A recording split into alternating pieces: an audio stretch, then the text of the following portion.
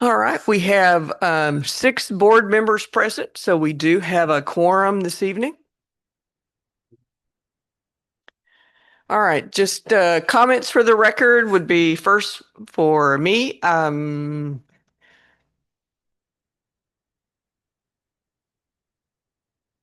I know I had something, but at this moment I've forgotten what it was. So just bear with me, right? So if I have any, I'll bring them back up later on. So, several moments today. So are there any comments from the members? Hearing none, we're going to move forward. So Scott, are we ready for the first presentation or not? Okay, all right. Well, then we'll go down to 6B, which is deliberate and consider possible action to schedule a date in January for the special meeting on the watercraft rules. Has anyone looked at their calendar other than me as to see what was be there? The 17th of January, I do know, is the KWC candidate forum that day at 6:30. I don't know right now of any other town hall that we're doing. Does anybody know that? Are you going to do your town hall with vision and mission? Do you know when? No? Yeah, well, it hasn't been scheduled. We Okay. need to discuss it, but we can Okay. be flexible. So- The other piece we talked about, but probably is not appropriate, is the member financial education town hall. So that would take, in my mind, third precedent behind watercraft and vision, mission, values. Okay. All right. So the 26th of January is the board meeting, which is a Monday. And so do you want to do it the Saturday before? I'd like to do it on a Saturday just so that we have now allowed people that are on the weekend, if they would like to come to that special meeting and share their thoughts regarding the watercraft rules and what their passion is. So that would be like January the 24th. My only concern with another Saturday is you're going to ask a bunch of people to take off their Saturday on the 17th, and then another Saturday they're going to be up here in this assembly room. Don't know if that's a problem for anyone or just Dylan, but I mean, the only other thought that we could do is we could have it before the candidate forum, which is at 6:30 on the 17th. And so we want to do a special board meeting before that at I would say 4:30. that sounds reasonable because you're going to have most of the community, Yeah. interested in the Okay. forum. and then that's really just a working session on working at the rules. Will there be any voting on the 17th?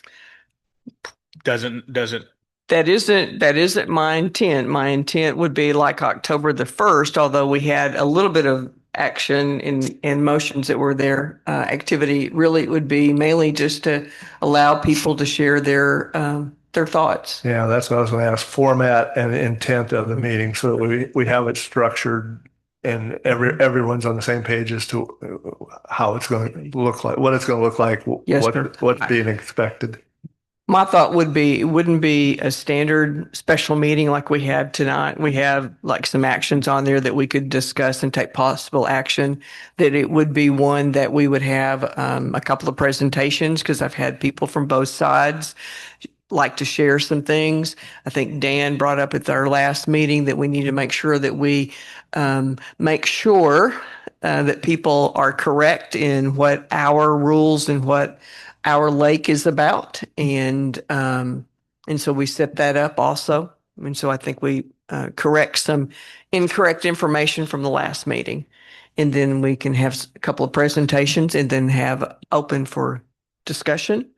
So the candidate forum is at 6:30. So do we think we can accomplish that from 5 to 6? Or do we want to go like from 4 to 6 or 4:30 to 6? 4? Okay. All right. So do I have a motion to approve the date on the 17th at 4 o'clock? Thank you, Chris. Second. Second. All right. You have a motion and a second to approve January the 17th at 4 o'clock for our special meeting on watercraft rules. All those in favor, raise your hand. Those opposed? 17th, 4 o'clock. No, 17th, January 17th. So are you for or against? 4, okay. All right. So I have 5 in favor and 1 opposed, and so the motion passes. Okay. Scott, you ready? Okay. All right. And so item A on our agenda 6A is the Angler Club. I think Mike wanted to share some information. Nancy, before we get started, Mhm. I would like to make a motion to table this to our next official board meeting. Mhm. I think this is an item that there's more than one perspective on it. I think doing this at a special meeting with limited notice doesn't give me enough time to be knowledgeable, and I'm not sure it gives enough members time to understand what we're talking about. So I am making a motion to table this one to our board meeting. So are you asking to table the whole discussion or table action for it? Everything. Okay. All right. Is there a second to that? Okay. I would agree with that. You know, this is something Okay. that needs some understanding and clarity for the community. Okay. All right. Any other discussion? Yes, sir. Just a question. This is more of a process thing. I know you guys know the lake, but people had reached out to myself and some others. So did this go to the lake committee? And the second is rhetorical. Did it go to the safety committee? Because there's been safety concerns. And I know it didn't go to that one because I chair it, but so I know it didn't go to the safety committee, but did this go to the lake committee to be looked at first before you guys put this on the agenda? Thank you. All right. Any other discussion? Totally understand. Yep. Thank you. Any other discussion? All right. The motion before you is to table this until our regular meeting at the end of November. Is that correct? Is that what you said? All right. Which would be November the 24th, I believe. All those in favor, please raise your hand. All right. Then you have it 6-0. We will move that. The only reason, just so you'll know, I left it on there, so it was for information for you. So we didn't have to necessarily take any action, but we could have heard what he had to say. So that's the reason. And I agree, this is an important topic, and to me, that's why I made that motion.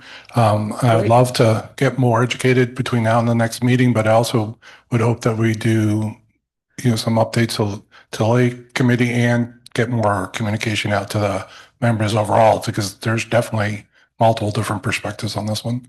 And it's important to me to get this one done with as much input as possible. Did you guys get any of the comments that we've received? Have you received any of those comments? Okay. I have them here. I'll give them to you. Some of the people that have emailed me, and so I'll give them so you have that. Okay. Okay. All right. I will give it to you.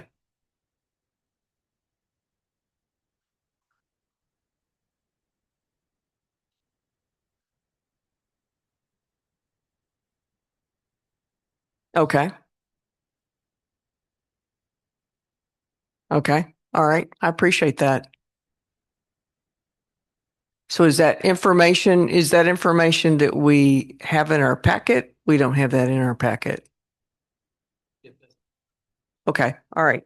So this information then will come to the board for us to have next time. And it will also go out there. So You guys want to share that document that's on the screen right there? That's mhm. all the information I got from Texas Parks and Wildlife, and also the last 4 sentences there of where the information came from on the internet. Okay, all right. Thanks, Mike. I appreciate it. All right. Moving on. Deliberate, consider possible action to approve the 2026 election and bylaw timeline. Who has that one? I'll take it. Okay. You have in your packet basically just a full outline, but the annual election proposal is to run the election from Friday, January 31st through Saturday, March 1st, 2026, 30 days for the election. Also have in your packet just the timelines to get up to that date as far as when the nominees have to be put in to the communique in January, and the following dates and when we have to process everything. But that is the proposal to have the election run from January 31st at 12:01 a.m. to Saturday, March 1st, 2026 to 11:59 p.m.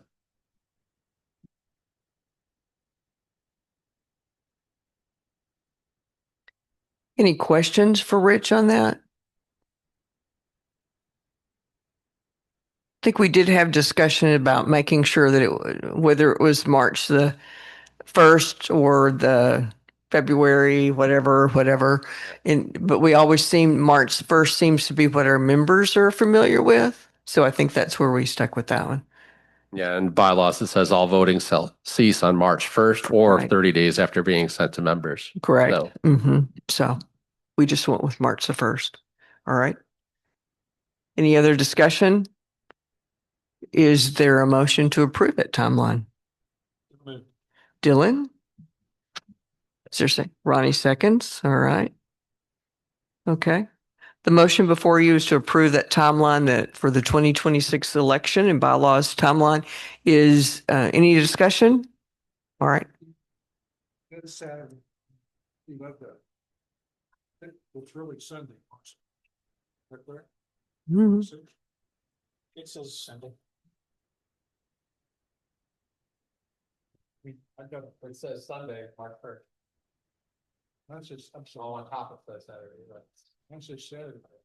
Yeah. Can we amend that? Yes, sir. No problem. Amend it to say through Sunday, March the 1st. All right. Okay. Body's correct. It's the title. Yes. All right. And so you agree with that, Dylan? I agree. I Sure. amend my motion with Okay. Chris's Okay. adjustments. Recommendation. All right. All those in favor, please raise your hand. All right. Does pass 6-0. We will approve that timeline. Rich. All right. Dan, I think you're on for vision and mission. Thank you. Mike Demarest has volunteered. Mike is part of the to help out tonight. He's part of the ad hoc Vision Mission Value Committee and has been a great component and asset of that committee. So I did send out a couple different emails, one with a lot of attachments and a couple long attachments. The first email had all the comments, 111 or 13 pages. It also had this presentation that Scott just brought up. That's a summary of all the information from the survey. I sent to you also some pre-work, and I sent that to you again yesterday. If you didn't have it, if you didn't look at it, that's fine. We can do it right here, right now. If people need copies, I can share copies with you all as well. So thank you, Mike. All right, I think everyone knows Mike. Pass that around, Dylan, if you want. All right, there you go. I think I'm on committee with your wife. Yeah, Dylan, good to see you. All right. So first, I appreciate the time with the board today to talk about vision, mission, values. You guys have seen the overall project plan, but it's been a little bit of time. We're having multiple steps to get from where we started to where we want to be, which was agreed upon a new vision statement, updated mission statement, and core values for Lake Kiowa. So the first step in the process was doing the survey. We had 331 people respond, 2,900 comments. Almost the entire survey was, verbatims, comments from the members. There's very little quantitative piece. We're not going to go through the survey today. That would take all the time we have plus some. So I gave it to you for your reference. If it's appropriate, uh, we can go through it in more detail. Also, if it's appropriate, I look for your feedback to see if we want to publish it in its form, in this current form out through Constant Contact, or if we want to do it in some other fashion later. We could do some of this in the town hall when we go through it, probably in an abbreviated fashion, because I think this is 30 pages. So it's probably a little bit more than most people want to go through in a town hall. So, but tonight's session is really your opportunity to provide input feedback into the process. So really it's kind of a quick focus group from you, for you to talk about to us, to capture what you think about from, a Kiowa perspective, as you start thinking through this process, how do you kind of think through, what, in a basic form, what elements do you want to have for our vision, mission, and core values? The ground rules here, it's pretty straightforward. Just, anything you can think of, we'll start to document. Scott, can you take the present time and just have a blank white screen up there? Because Mike's gonna write on the flip chart and then we'll post it up on the screen so you guys can see what we write down, because then we're gonna do a little voting process later. Let's see.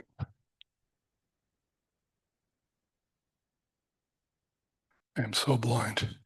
It just trying to read my own notes and I can't do it. All right, that's a little better.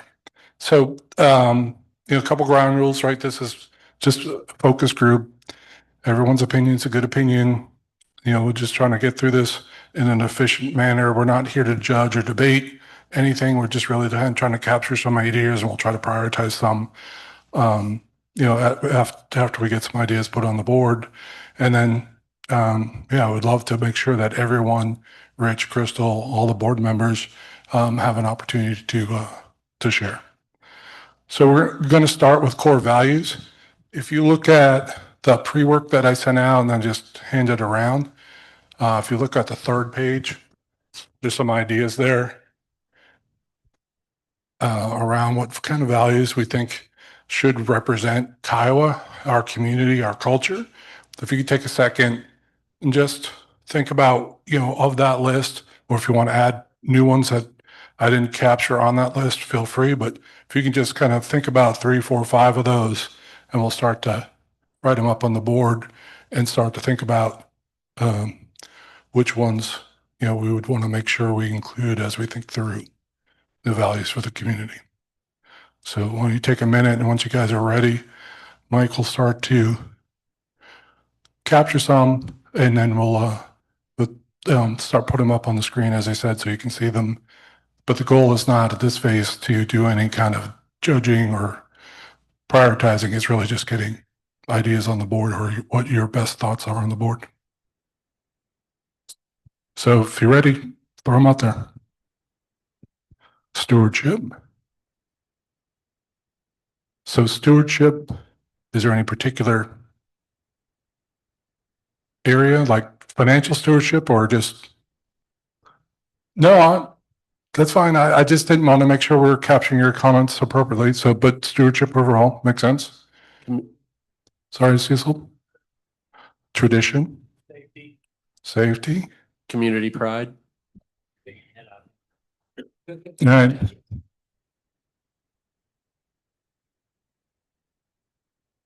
All right.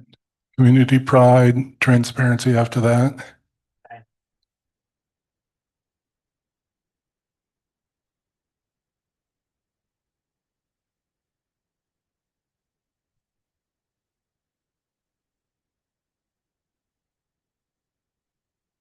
Sustainability. Great. Well, do my list. Yeah. Hard enough in it. Did you leave anything out? Integrity. Aaron, I'll grab that for you, Mike.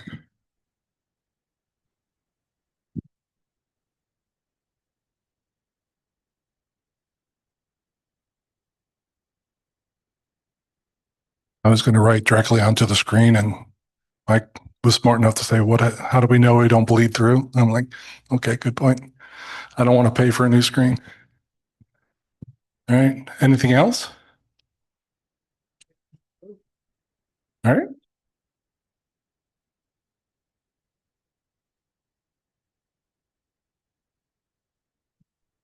Not that I want you to write it over here, but community pride and community spirit. Okay. Spirit would go. Pride, spirit goes together. All right. As you start thinking about this, is there something that's truly just non-negotiable that just must have, has to be up there that's not already listed?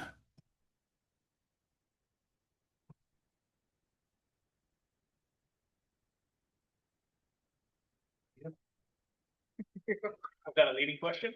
No, I was just trying to make sure that, we thought it through, that we get as complete list as we can for now. Possibility. All right, we got open communication, and then what did you get, Chris?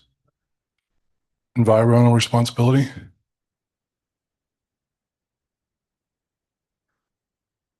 Oh, you're good. There's no limit. I just asked, 3 or 4 just to prime the pump. So Ronnie, do you think environmental responsibility and sustainability are similar, the same, or separate? We could, similar. We could loop those two together. Okay. Financial sustainability. I think the stewardship piece of it, from my perspective, is like all encompassing because we have amenity, we have the financial piece, we have, the community piece of it. Yeah, the community overall makes sense. So I think we're going to end up taking environmental responsibility and sustainability and combine them into one because we are going to vote at the end. So Mike, maybe just write sustainability on the bottom and cross it off on the other page. Write sustainability, please, on the where it says community or environmental responsibility, and we can cross it off the other list. Yeah. We can cross it off. We don't have to worry about it. All right. Others? Yeah, well, sustainability and environmental responsibility are going to be combined. So we'll just make that one. I know you already wrote it on the other page. We'll just cross that one out. Yeah, just loop that together. Yeah, perfect. All right. Any other thoughts, ideas, things that you want to make sure we capture? All right. Thank you for that. We're going to move forward. So vision discussion. So this is really kind of the future focused point of this focus group.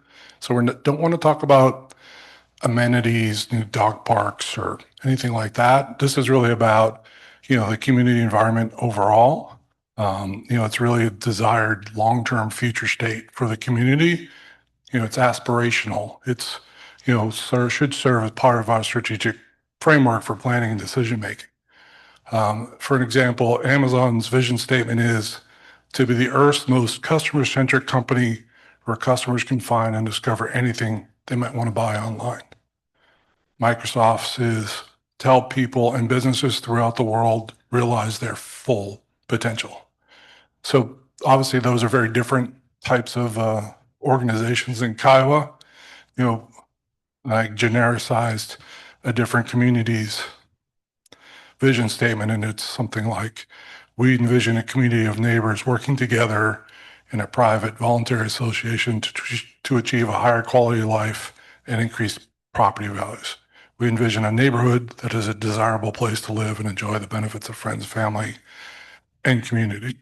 So those are ideas or examples of different types of vision statements. So that's really what we're talking about. It's not, hey, I want to have a fitness center next to the pavilion, 5 years from now. That's not necessarily what we're talking about. So um, if you can just spend a couple minutes, I mean, literally just close your eyes and start to think about, all right, we're back in this room in 2035. Everything you love about Kiowa is still here. Maybe it's even better. And then, what do you see? What's what's this environment like? What's the community like? What's the culture like? What's happening? What's been preserved? If you can start think about that, and then we'll start capturing some of those ideas. Some survey that we had questions 7 through 9 and Right. basically address that. Right. Yeah, absolutely. If you did look through the survey data, we had a number of questions that were really vision related, and a number of members took their stab at creating vision mission statements for a community, which is amazing. So this is really trying to get your thoughts and ideas around what should be or could be in a vision statement for Kiowa. So does that make sense as far as what we're trying to do? It's not create a perfect new vision statement. It's really just what are the elements, that you see that future state of Kiowa. And a perfectly viable option is 2035. It looks exactly the same, right? And some people have told me that's their vision for Kiowa. So I'm not saying that's good or bad. I'm just trying to throw it out there. It's not about change just to change. But I have, because I talked about it's a sense of community for people who are spending time together, they're working, they're volunteering, they're socializing, and they're using our community assets that are well maintained. So Got all that, Mike? right here. That's great. So, but we're going to try to prioritize a little bit at the end. So if you can just try to give like some of the keywords so we can capture it and we'll put it together as one kind of thought here. Does that make sense? All right. Well, can we get redo Nancy's piece so we can capture it and then we'll move on, Chris? That'd be great.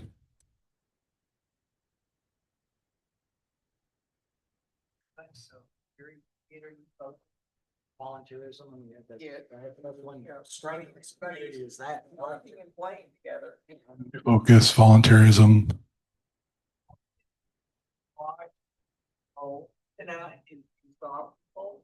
That's what I would want to see continue. That people are engaged, they're using their assets, they're enjoying it, they play golf, they do whatever, play cards, so. So volunteerism, community focus, engagement.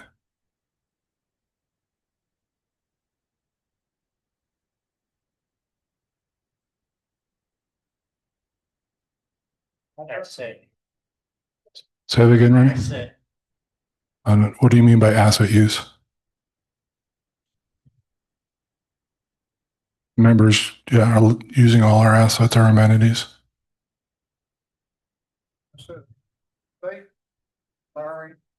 Safe and inspiring. All right.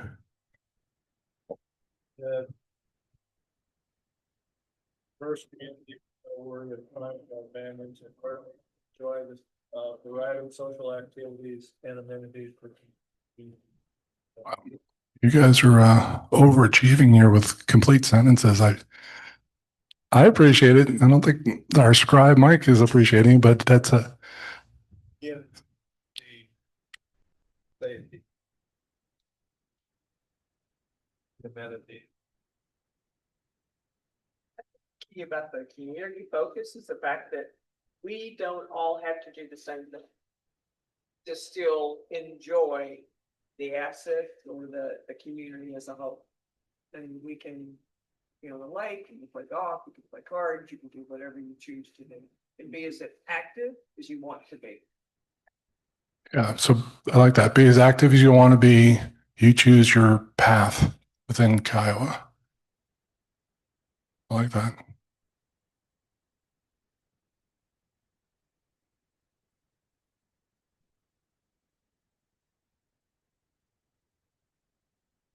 So if there's something that you don't want to change that you absolutely want to protect, is there something on your list or your ideas that that would be? That's not as it says, but just the safety. Safety. Don't take that the wrong way. Front gate, you got the front gate. No, but Safety. safety, security protected within our fence, our compound. Yeah, the neighborhood around us is going to look pretty different 10, 15 years from now than it does today or did 10 years ago.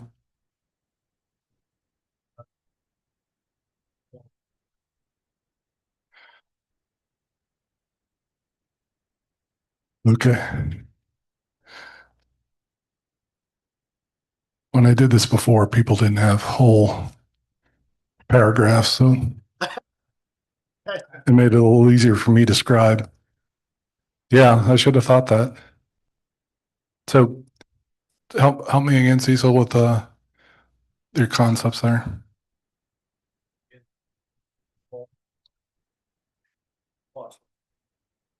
Quality of life and what it, and so what do you mean when you say cost of living? Value of your what you get for what you pay. Okay, quality of life, value.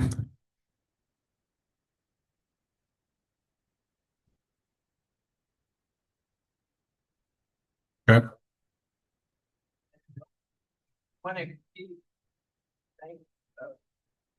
Yep. Sustainability again.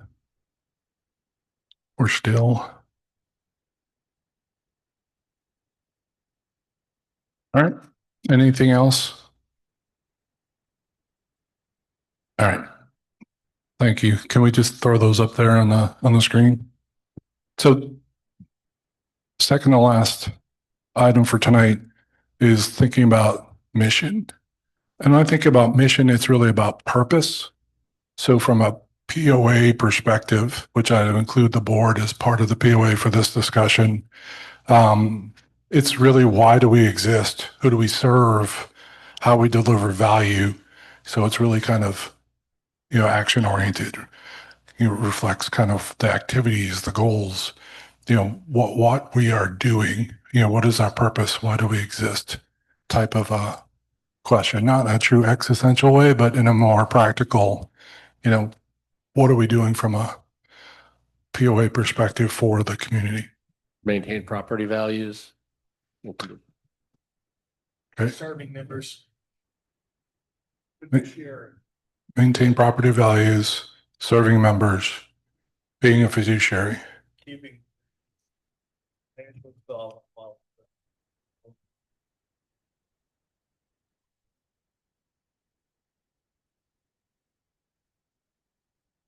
Involvement.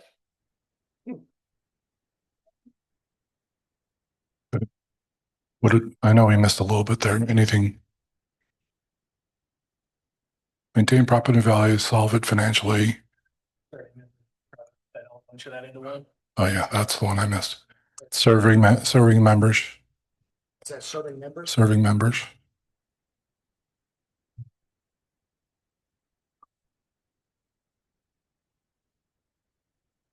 Right. Integration, that's it. Integration of. Got someone that does one thing, someone that does another, you've got them all tied together. Preservation so that everyone can enjoy what they want to enjoy. Okay.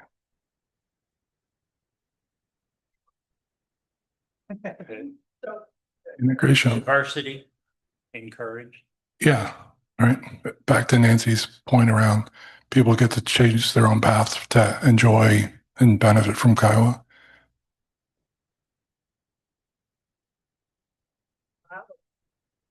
I think our job as a POA, including board and staff, whatever, Our job is to preserve the community assets and improve them, protect them, maintain them, serve our members.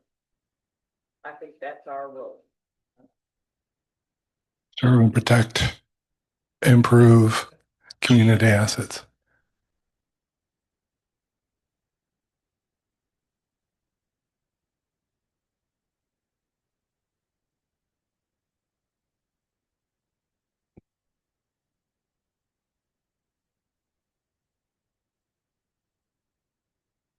Right.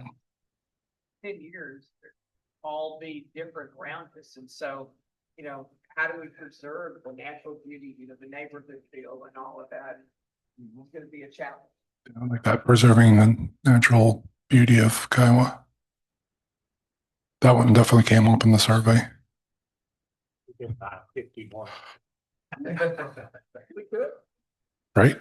Ronnie just volunteered to donate 50 acres to Kiowa. He's got 50 acres. It'd be a long way away though, huh? Or it's a treat. I would. Some of them.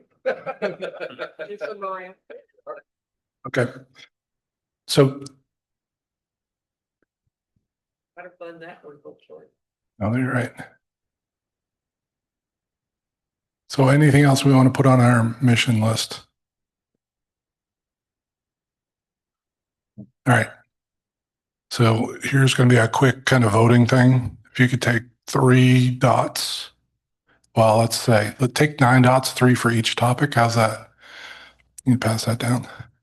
So 9 dots.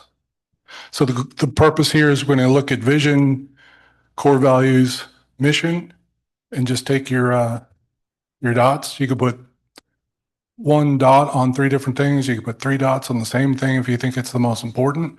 But this is kind of our quick way to prioritize what your thoughts are.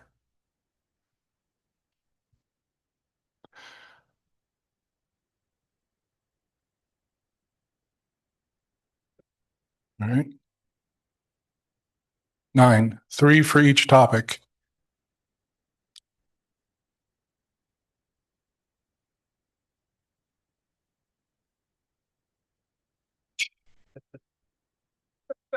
Rich, are you good enough? Yeah, good enough. Just for the dedicated folks in the audience, we're doing this with a number of different folks. So there's going to be plenty of opportunity if so inclined to participate in something like this, and we'll do a bigger session later on, probably after the holidays, to get more feedback and input to hone the exact or the thoughts on what should the vision mission actually be.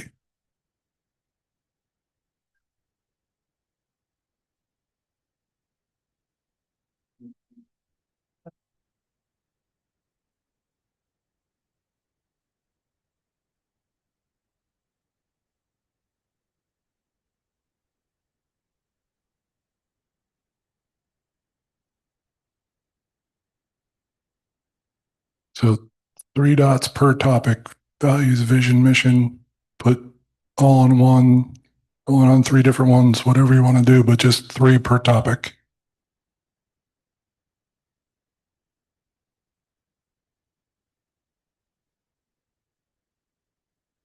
Statement, vision statement. So the goal from here is we're going to no, we just take what Nancy said. No, seriously. So we obviously have all the feedback we got from the survey, overwhelming amount of information, which is great. We synthesized that down to the presentation you guys got. And then we're doing a series of focus groups to get different perspectives. So this will be one of many focus groups. We've done some things just with, groups like we did it with the Hamiltons at their office meeting. So we can get, and we'll do that with other realtors to get, make sure we're getting all the different perspectives within Kiowa.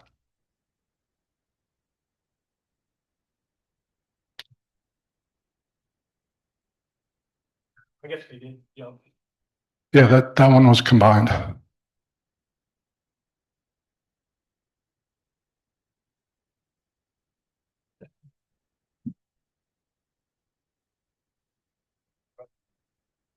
All right.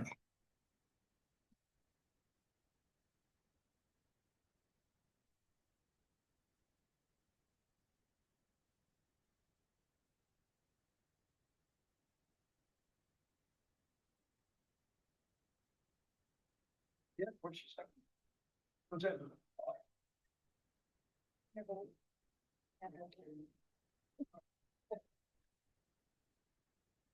Right.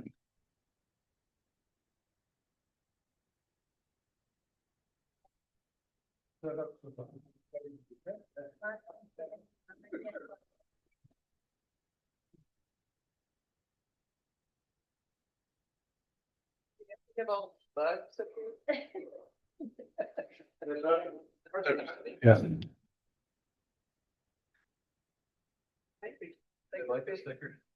Maybe. More likely. Wonderful. So for this discussion specifically, I'll type up everything we talked about, capture this with the votes, get it back out so you have it, and I'll turn it into another piece of feedback that the Vision Mission Values Committee will consider as we continue down the path of doing more focus groups. So we'll send it to you so you can have it. So thank you. I know this is a little unusual to do. 2 months in a row, I've asked you to do something that's not normal within the parameters of a board meeting. So I appreciate your patience, tolerance, and willingness to do something different. This should be a one-time activity. So if you hated it, you don't ever have to do it again. So, but thank you, and absolutely thank you to Mike. Mike volunteered to help out, and I truly appreciate him doing this. So thank you again. An editorial comment I have after having gone through the survey. No, okay.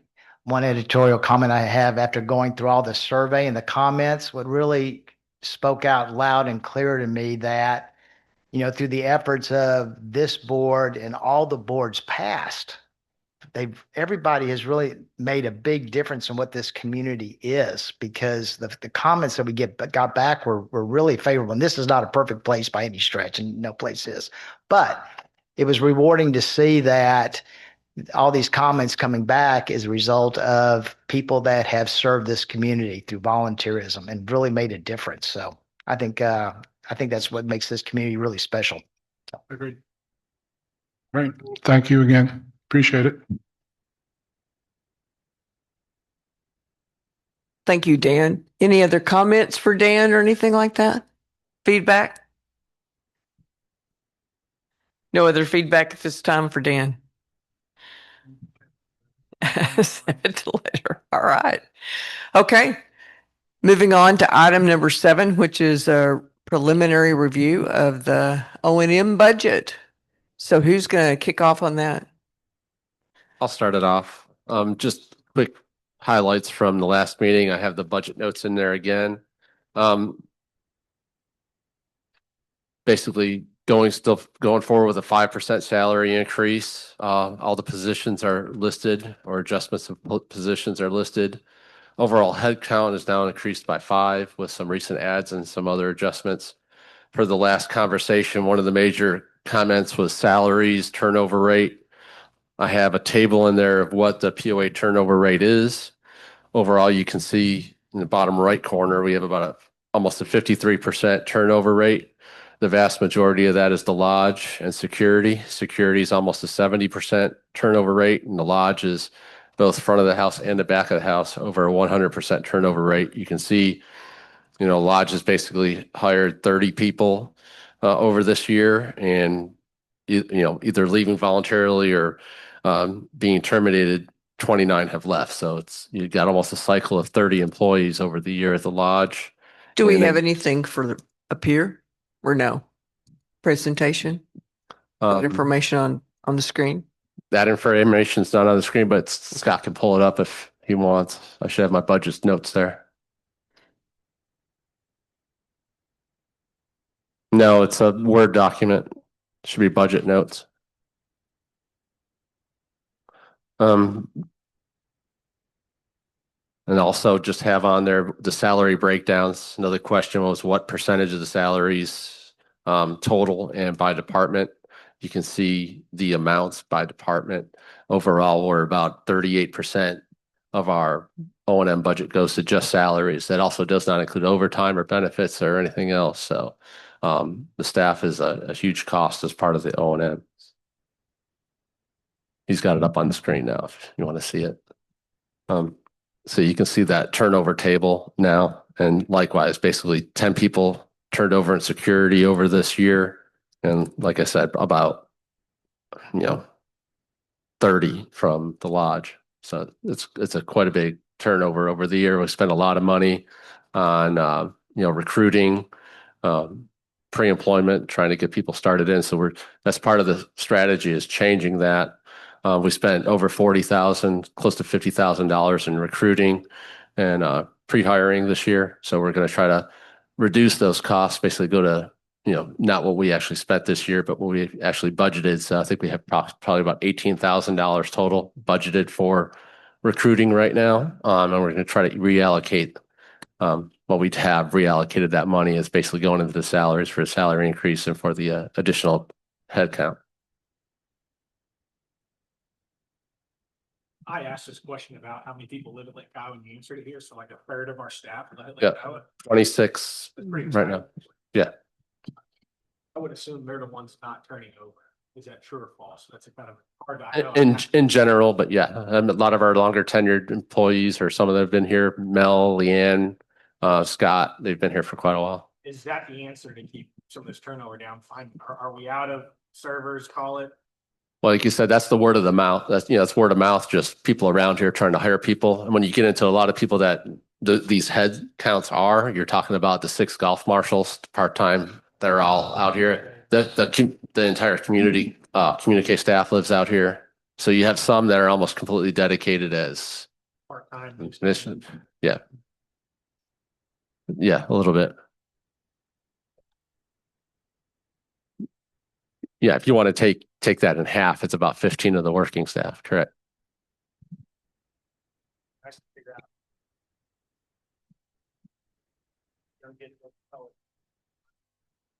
Yeah.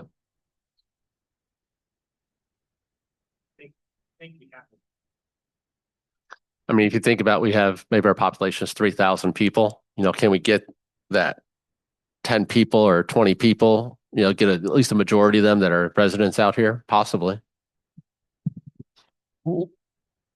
Rich, what level of I'll call it wage would make us more competitive, in the region? Well, I'll just use security as an example that we kind of know the number. Windstar, amongst other places, the going rate for security is about $17.50 an hour. Currently, our starting pay is about $15 an hour. So you're looking at about a $2 increase, but that's over a 10% increase, just for that salary. But some of our Correct, but you'd want to raise everybody. You can't take a new person and give them your starting wage. That's not quite fair. We did run some numbers. What was the number? 21? Yeah, to raise up security from basically a base $15 to $17 and raise everybody up to a certain point. I think is a little over $20,000 in itself, maybe 25. That would be the increase to get them that $2 raise. And that's the 14 staff members, 13 or 14 staff members. I think I'd rather be a security guard at Lake Kiowa than Yeah. Seems dangerous over there. Your danger level is pretty low out here. That's an example. Yeah.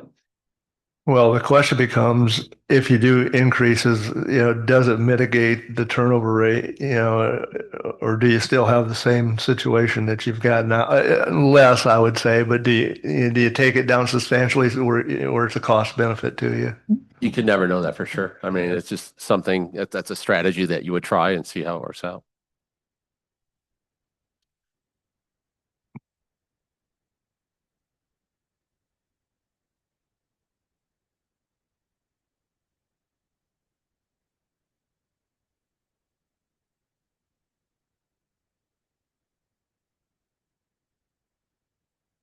And if you can, I don't know about everybody else, try to use your mic if you can. But is that turnover though, or are you talking about full-time, part-time? Are we talking about people that come from college and they serve over the summer and then they terminate and then they, go back to college. That's So that's all. included in that number, Yeah, right? that's Okay. included, but that's not really a large number. Most of the full-time are security. So you can say probably 80-90% of security is full-time. And the lodge, I mean, you're looking at like, again, 1,500, 15, that's over 30. They have what, about 6 summer help? I mean, it's maybe 20%. So 10 to 20% of that number.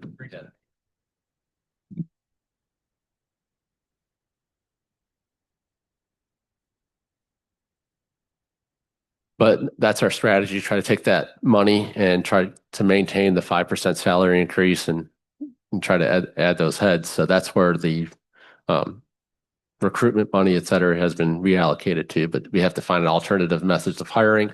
The methods we have been using haven't really been quite working well, Indeed, et cetera. It seems it's better been word of mouth or targeting anyways. So we're going to try to find out alternative ways, try to research where we can target our hiring. Rich, what we spend every year for the security and recruitment costs would pretty much cover that increased salary, wouldn't it? We went from, I think, 20 down to 6. So that's about 14. Gets you more than halfway there. Yeah. But we've already reallocated that right now just to try to maintain the 5%. Trying to say, like, where else can we get it from? And it's about the same for the lodge. And one of the things we're talking about is the hard cost of dollars. It's the soft cost of when you can't get things done, or if the lodge has to close down, you lose sales. It's those soft things that add up too that we aren't looking at those numbers. From my perspective, this is hard because as we just talked about, we don't have really good benchmarking. We don't really have feed, feedback from the people that left on why they left. It's all anecdotal. So the reason why I bring this up is going forward, what can we do to kind of get that? There is a discussion of a mythical employee survey that no one seems to know about from a POA staff perspective. So, are those things that we could start doing from a best practice so that next year, when we see this, we have something to at least say, hey, I left because I'm going to make $18 an hour. So if you moved me from 15 to 17, it didn't really matter. But talking to Mel, and she puts it on her status changes. We don't have a formal exit interview. We do, but probably 90% of the people who leave security, it's marked on there they're leaving for a higher salary. But do we know what that higher salary is? Not that they're always going to be honest or be willing to tell you, but at least we could try to get some of that information. Doesn't help us today. I appreciate that. I wholeheartedly agree, trying to find a way to, especially with security, to increase their salary to get it to be a more competitive salary. The one that surprises me, I know front of the house server is not a job that's really stable, but I do think we pay competitive wage for this, and it's not like we're asking people to stay till 2 in the morning or show up at 8 in the morning like a lot of other places. The house is pretty standard. I can talk to Jeremy, but I think some of the back of the house is a little bit under standard, but not much. But the front of the house is pretty much standard rate. Right. But so we have, depending on how you take out the seasonals, 75 to 100% turnover. So there has to be something going on, right, that causes that. So I just, and to me, if it's not comp, then there has to be other reasons why people are leaving, especially it's not like you're a newbie at Windstar and you're going to work the weekend graveyard shifts as the first person because you're the lowest on the totem pole. We just don't have those kind of shifts, thankfully. I thought we were paying front of the house more than waitress staff, 215. Yeah, I was going to say, so we're overpaying in my opinion. They may not make it on tips, but we're overpaying hourly, right? Still, that hadn't changed. So why do we think they're leaving? We'll have to get that information. Like you said, I don't know if a lot of people are always forthcoming either, but we don't currently do an exit interview. Yeah. Somebody knows.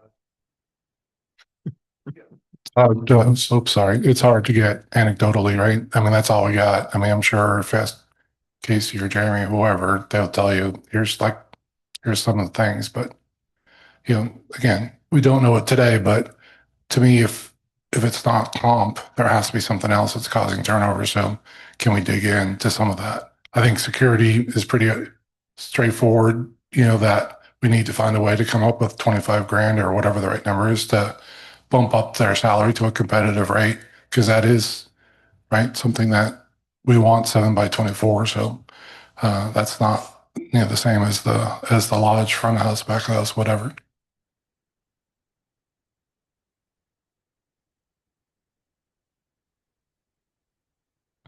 So the other question on the other end, Rich, is golf, right? So why is that turnover rate so low compared to everything else? Is we have any kind of thoughts around that? Golf, he's done some hiring this year. Haven't had any turnover. We have a few people that live out here that have been more stable. We have some longer term people. Brian, Nathan, Jimmy have been here for a while, and then we have a lot of the work crew, our friends and family. So they're pretty nice. The fear there too is if one leaves, you may have four leave at one time. Yeah. But to Dylan's point, they have some tie to Kiowa beyond a paycheck. Yeah. We should build some housing, like, like all the ski resorts and the whatever. They can't get people to pay rent in Aspen, so they build them a place to stay. Yeah, that's a good point. Well, and again, that level of employees is not as high as the other two. It's a bit lower. So, your turnover is in those that they're at the bottom end that aren't happy for whatever reason. If you can get people here and stay, a core group of 8 or 9 is better than trying to keep 15 to 20. And I think that's what security is. There's her core group that stays here, 8 or 9, and then there's the 2 or 3 that doing it. So my point is, if you shrink it to where we can keep the group of 10, call it, and not 13 somehow, whether it be mentioned the last meeting, leaving one truck off the road at non-peak times or something. I think that's how you solve that problem. In addition to these recruiting dollars. That was Dylan's opinion on that last one. Based on the member survey, everyone was tired of traffic violations. And I think the biggest point of that Tacoma on the road is getting traffic violations. I get they're doing other things as well. I read the reports every month, so I just think that's a way to solve that problem and keep that core group together. Yeah. On the other side, right, in the satisfaction survey and the vision value survey, safety and security, not security as a security person, but the sense of security within the community came to the top. I mean, top. I was very surprised that was so highly mentioned within all those questions. Totally agree. And I think safety and traffic citations are of two different things necessarily. Potentially. Understood. So, but how we fix this issue? But I just want to make sure that we're thinking about, perception's reality with some of this too. And I agree with what you're saying. So for now, we can't do much about, for tonight, we can't do anything about turnover, but we can fix a couple things, right? So even if we shrink security, I'm not advocating that, but if we did, do we still want to think about paying them a more competitive wage? Granted, the poor people paying them more. Yeah. Yeah. So to me, it's, I think the direction that we're talking about is trying to find money, right? Which is, right, impossible because we're always robbing Peter to pay Paul. So, and that was part of the reason we talked at the last meeting around priorities of what should we stop doing, and Dylan, you brought up some. So I just think that I know that Rich and Crystal have been running different scenarios to try to figure out, here are things that we want to do, what are the opportunities to get there, and what does that mean we have to stop doing? Do we spend 100 grand less on roads so we can use it differently? That's probably a bad example, but those are the type of things that I know they've been trying to, wrestle through.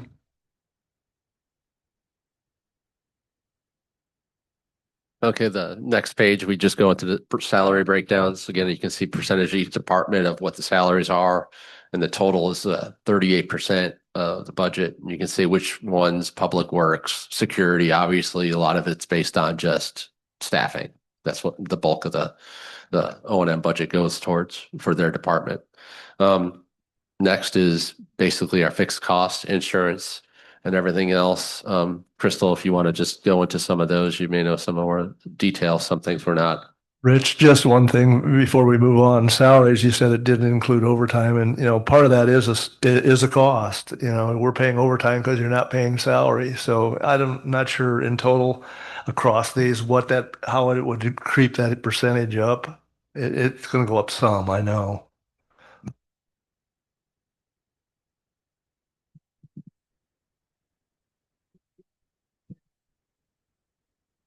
You decreased golf and security from what it was last year. Percentage wise.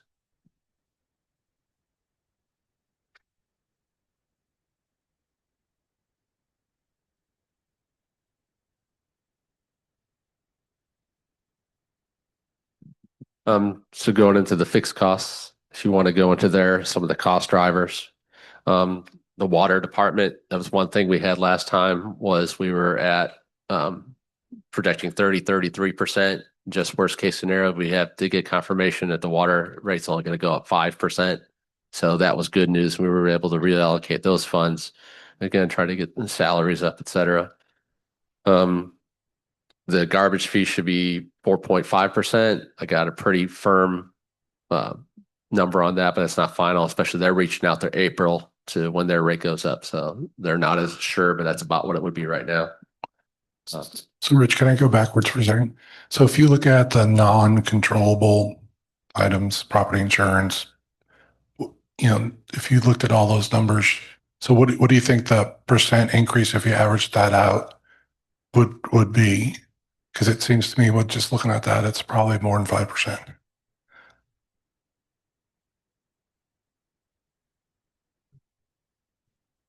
12% for the property value.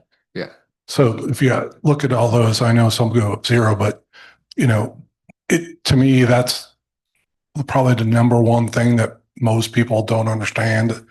I know the people that are dedicated enough to be in the room here tonight understand it, but if certain things go up 10, 15%, right, the budget overall can go up 5. So you're basically cutting 10% from somewhere else. So that's the challenge. And we've handled that in different ways in the past, right? We've cut road budgets because that's controllable, right? So, and no one wants to cut roads. So since that's the one thing we can all agree that everyone uses the Kiowa. So, and it helps our home values to have good roads and our quality of life. So I'm just trying to think this through and try to, from my perspective, obviously think about it a little differently is, we already have trade-offs that we already have to make to find a 10% reduction across those costs, our comparable 10% reduction across all those costs in other places. Yeah, just for a list, property insurance, health insurance, cyber insurance, electricity rate, workers' comp, property tax, they're all going up over 5%. And right now, those are just projected. I just got done filling out the application for our property insurance renewal. So I'm hoping within the next couple of weeks, we'll get a firm number on that. It's probably not going down. Well, you can hope. Okay, I agree. Keep your optimism. Yes. So those are the, again, those uncontrolled costs. Property tax advisors will get their costs, but that'll be a fixed cost that's going up. Income tax for this year at least is going to be probably about 14,000 a quarter, if not higher. They have other fixed costs that are coming in the budget for, like, Brian is doing aeration. That's an extra 15 grand from normal. So we have other like one-time costs that are planned that are exceeding what our 5% increases for those line items. So, those are across the board as well.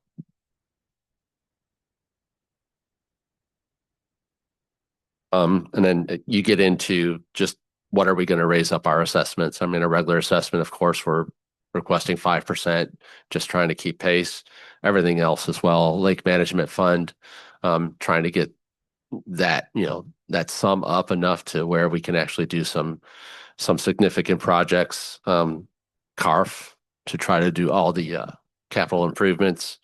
That'll be a 5% increase we're projecting. ARF and GCRF, likewise, to try to maintain just doing the maximum at 3%. They're all, especially ARF and GCRF, they're falling behind basically every year. So at one point they will fail in the near future at some point. I mean, depending if you do any large project, you're looking maybe 5-10 years down the road, those funds will fail. Right. So going to CARF in particular, we could make a decision to fund CARF less, right? And have the split be different between CARF and O&M to fund O&M items. So that's something that we should also think about. I know that we have a ton of things on the list for CARF, with, front entrance being top of mind, but, I think everything needs to be fair game to make ends meet. If we need to take $50,000 out of, allocate $50,000 left to CARF and move it to O&M to pay for something, the hard part is that's a forever. If it goes to salaries, it's kind of a forever commitment versus a one-time thing. And if it's a one-time thing, it probably goes to CARF anyways. So, but I'm open to, all those discussions. I've also, changing topics, where the dedicated reserve funds, golf, ARF, lake management, I've threatened to provide the information that Rich just talked about, but Rich has done a lot of work around updating those documents and when do they go to zero? And obviously there's some assumptions in there, but with the exception of LMRF, the golf course reserve fund and ARF go to zero within 10 years. And then we stop able to buy things. So I'll be able to share that. Lake management, Cecil and team have kind of used their process to spend what they get versus spending whatever it would take to get, all the dredging done that people want to get done.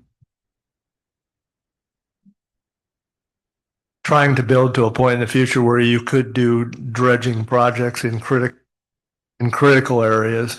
We overspent this year because of the retention pond project. So we spent more money this year than we had coming in.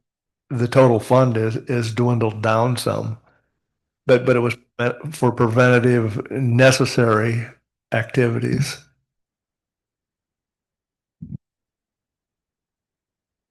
Is that if you did everything that you wanted to do over the next 10 years, right, it'd be $10-20 million and you have 700,000, right? So you obviously will get money every year, but you're not going to get $10 million over the next 10 years to pay for all that stuff. So that's why I say you're kind of spending to the money you have versus, an ARF.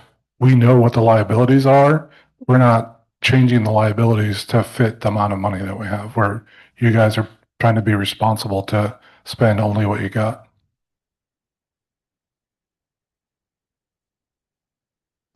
As an alternate to the CARF, then you have a CARF list in your sheet, and I put what's already been approved by the board and then just proposed projects. And again, those are just proposed projects once we've kind of talked about. To do all those would basically get you down to zero at the end of the year. Obviously, we don't have to do all those, but that's just a projection. One thing other than salaries to kind of compensate, like you're saying, to reduce CARF, you could, not do one of these projects, reallocate that money to maybe the golf aeration. So it's to that item as opposed to salaries, which then you could take that money and reallocate it to salaries and then find out how to adjust that would be an easier way to approach it, which would be something more feasible. Yeah, that makes sense. From a member perspective, that might be very difficult to explain, but I do think we should consider all the options because, we've continued to rob Peter to pay Paul. I think in my time here, the road budget overall has gone from $500,000-$600,000 to $100,000 in O&M. And, thankfully for the initiation fee, we have some more money. But that initiation fee wasn't designed to be a roads fund. It was designed to raise revenue for the things that is best value for the community. So, I mean, new roads kind of fit that bill. So that's what we've been using it. So I just think we need to look at all these things and say, if we can't afford day to day, do we need to spend money on acquiring or building new things? Yeah, because I think that's something we can look at and we can run those numbers is if we just reduce CARF slightly, that percentage, take that money and allocate it to specific items. Or if you could still do it this way, leave it at CARF and actually vote to use that CARF money for specific items, kind of from on out. Yeah, I don't know the technicalities on process, but we'd have to look at that and maybe Yeah. get some people with a little more historical and institutional knowledge to understand how that could work, and maybe even get James involved. Yeah, I think if it's a capital item that's a replacement or refurbishment, that we're using that money in O&M, that's something that you could use CAR for. I mean, we've used it for other items that were way above what our O&M budget was. Well, and it gets down to when you look at the projects, it's a, gee, I'd like to have this or it'd be nice to do versus what you really need to do to keep the place whole. That's always the option in CARF. Yeah, a lot of these are somewhat, optional. They're again, some of them are additional new amenities, and from our audit, we just had a meeting today, and from what we looked at the final audit, some of the CDRF money that was being held back by the audit is now released this year. So we actually have about $86,000 more in the CDRF fund this year, which can only be used for a new project, but that would actually free up some items that we had in CARF as well. So some of it's not literally, robbing Peter to pay Paul, but just moving things from one place to another that fits better. F. Well, currently right now we have 175 plus the 86, but the 175 is already earmarked for the pickleball courts. So we'll end with 86. Correct. And then what's in CARF, off the top of your head? It's not. All the items in CARF? What do you mean? All the amount in CARF? Existing fund today. It's about 800,000. Thank you. And for the year accumulation, right now, if we leave it at the 5%, it'll be 546,000. So we'd accumulate 546,000 over the year. No, just the CARF. Yeah, and that's quarter, and that's monthly. So by the end of the year, it's 546. Yeah.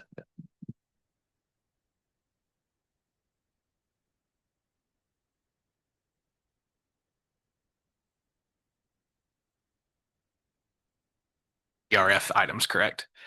Yeah, because they're new. Yeah, some of them for sure are CARF, but several of them are CDRF. I look at this every month when you send it. We're digging into it now, but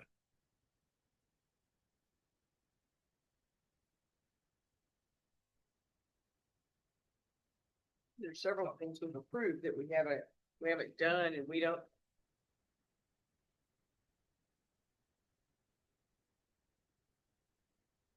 And it's just a schedule. Yeah.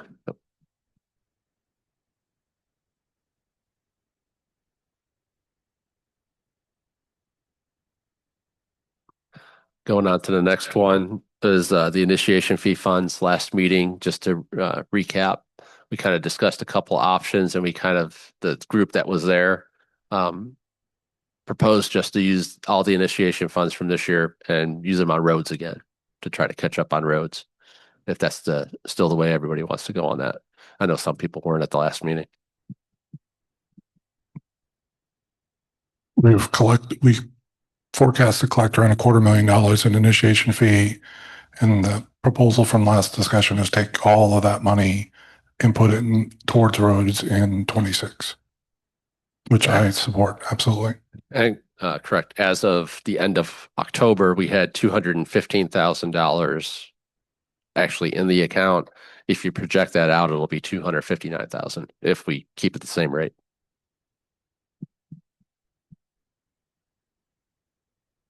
And then at the lodge, had a couple small changes. We added a couple headcounts. Jeremy's hired a couple people trying to keep the service up and trying to keep the hours open.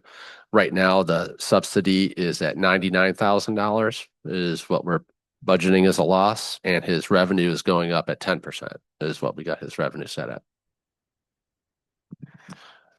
Does Jeremy kind of, and Ronnie, the lodge committee, I mean, there's been so much change to the lodge this year. The revenue's gone up noticeably. Are people comfortable with a 10% on top of the big increase from this year? Jeremy is, we really haven't discussed it in lodge specifics as of yet, but we'll have a meeting this month. Great. That'd be wonderful. As stated earlier, I think I spoke about it, the current salary, we do at 95%, where we've gone again from the last meeting to try to get the budget to flush. We've done now doing salaries at 93%. And I checked the latest utilization. We're at just over 90% for utilization right now, projected out for the year. How much is, I mean, that doesn't get us a lot, but how much is that, like $40,000 or something in that ballpark? Changing the utilization rate from 95 to 93, or the vacancy from 5 to 7? If that 2% difference would give you a little over 50 grand. Yeah. Great. That's great. I'm fully in support of that. The O&M budget was never calculated with the interest we get from O&M, so we added that into this budget as well. And I think right now we're forecasting at 57,000 for the year. And then my other highlights we kind of went through earlier that haven't changed. We got a couple contracts we'll be looking at this year. One for the HVAC service agreement, and the other one for the IT. Put those to out an RFP for those. And that's about where I am. I don't know if you want to go hit any of the fee schedules or the other budget sheets, proposed budget.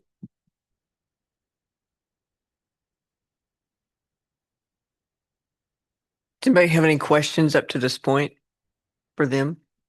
The things they've gone through?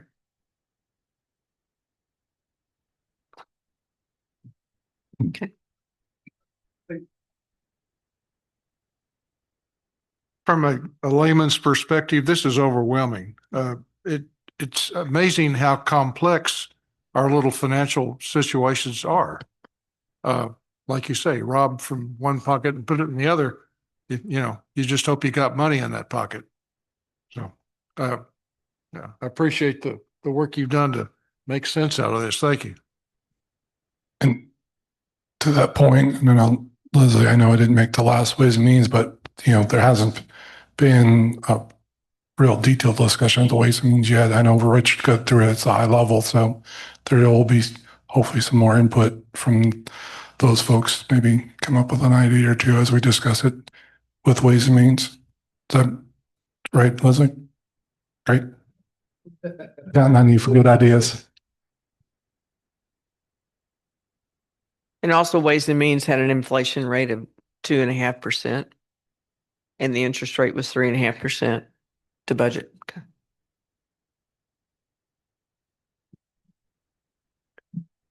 All right. Just a note. I mean, the sheets you have in front of you right now is a positive, a little over 6,000 on budget. And that's the same thing. We're trying to get the salaries to work. So maybe we can find another 20 grand and we can come back and propose the increase for security. Might be the goal for the next round. Yeah, I've already worked up spreadsheets so that it'll be an easy, just drop the number in and hope for still a positive number. For the fee schedule, I mean, really the only fees that I have made changes to is just your standard fees, your O&M, your CARF, ARF, golf, lake management, the garbage. And of course, whenever we make those changes, then your constitution fee automatically changes. And then, of course, that also impacts your initiation fee. We haven't raised any of the other fees in the last couple of years. I know that you had said something maybe about the golf fees, but then someone said that, no, we're pretty much at the at the rate that we need to be. So I don't see that. Anything, do you think maybe we could do anything with the building fees? I mean, ACC fees were raised a couple years ago, and it was a pretty good jump percentage wise. And I think just status quo and what charges are from other HOAs, it's very comparable, if not a little bit higher. So I think those are fine. I put in the green fees so you can see what your green fees you're getting from and what the commissions are. So that information's in there. We actually had just voted the par three fees into what they're starting at. They were kind of based on the current golf fees. So we were talking about not changing those and at least letting them go for another year. I don't think there's anything else, other significant fees, trailer fee storage, et cetera. So unless there's any suggestions that anybody else thinks the fee should be increased, we're open to that. But looking at them, we think they're fine where they are. yeah, with the facilities that we have for our trailer storage and for our golf cart, we don't feel like we could raise those, you know, if we got new facilities, yes. But yeah, so I feel pretty confident with the fees that we've got current right now, that the only thing that we need to update is our dues and, you know, our dues. So basically, if we do the 5% and the 3%, a monthly dues will be $276 or $359.65 in total. With the new rate, that's it with the house, your garbage fee will not go up until April the 1st. So it stays the same for the first 3 months. If you own a lot, that amount would be $337.02. Rich has kind of already gone over like the payroll summary. But with the way that we have it, with the changes that we've done, right now we're sitting at like a $6,769 surplus. That'll go away whenever I start, messing with security. And right now, with the 10% increase in revenue at the lodge and his increase in the head count that I've made adjustments for, he's sitting at a deficit of $99,618.30. And so that was the reason I raised it from 10 from 7, was to kind of get it down below 100. So it's a related topic. No, no worries. As we think about this, I know at a board meeting a few months ago, we shared as part of the treasurer's report that what was inflation for DFW versus Kiowa dues increases over the last 10 years, and as at that time, from June 2015 to 2025, Kiowa dues went up roughly 30%, but inflation was up roughly 40%. And the CPE, which is what increases for Social Security disability is based on, went up roughly the same as the Kiowa dues. So I think that's something that we should look at. Obviously, now that inflation is not, 8, 9%, we're going to catch up. But I still think it's worth to remind people that in the not too distant past, we've had years where there's zero increases and that we're still will be well below inflation for the last 10 years because that common narrative is dues always go up to maximum and it's going up much faster than inflation overall, which isn't necessarily true.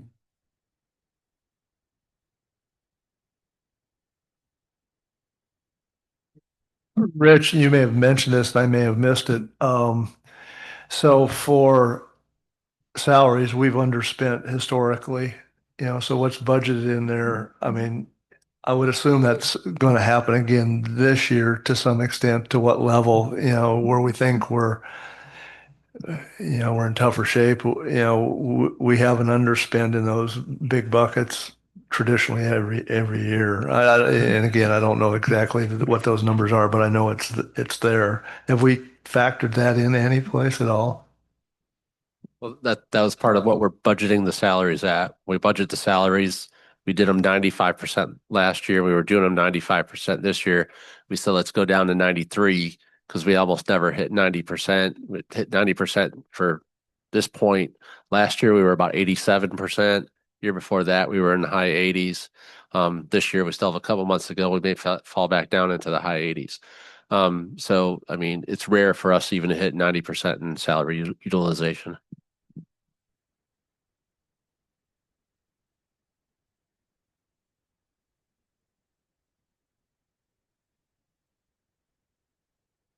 If we budget salaries at 100%, that'd be another $120,000 or $130,000 we'd have to figure out. So that $130,000 based on reality can be used in other places versus just sitting in the salary line and then being in, overage for that line for that year. Just a note, we probably should have went back to 2023 or 24 on headcount. Just a headcount from 25 to 26 budget, we're up 5. Just go back a couple of years ago, our headcount was at 72. We've increased tremendously at the lodge, added a few more at golf. So, I mean, our headcount has increased, salaries have increased. So it's not just the 5% raise for giving people raises to the headcount has increased to try to, maintain this place where you need the staff to do it or service the clientele at the lodge.